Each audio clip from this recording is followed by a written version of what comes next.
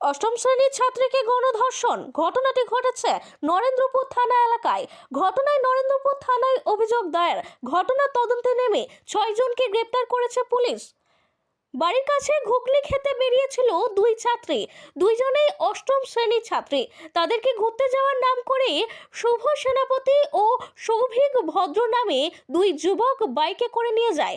এরা ঘুরতে যাওয়ার নাম করে প্রথমে সাহাপাড়া এলাকায় এক বন্ধুর গ্যারেজে নিয়ে যায়।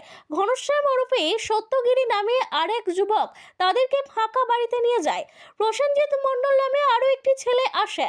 তাদেরকে সায়ন প্রামাণিকের ভাড়া বাড়িতে নিয়ে যাওয়া হয়।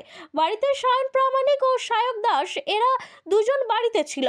তারপর ভয় দেখিয়ে জোর করে সৌভিক ভদ্র, প্রসেনজিৎ মণ্ডল, ঘনশ্যাম গিরি ও সায়ন প্রামাণিক 4 জন মিলে ধর্ষণ করে। একজনকে ধর্ষণ করা হয়, অন্যজনের পিরিয়ড হয়েছিল, তবে তাকে উলঙ্গ করে ভিডিও তোলা হয়। 20 নভেম্বর রাতে এই ঘটনা ঘটে। বিষয়টি বাড়িতে জানালে নরেন্দ্রপুর থানায় অভিযোগ দায়ের করে নির্যাতিতার পরিবার। ঘটনা তদন্তে নেমে 6 জনকে গ্রেপ্তার করেছে পুলিশ।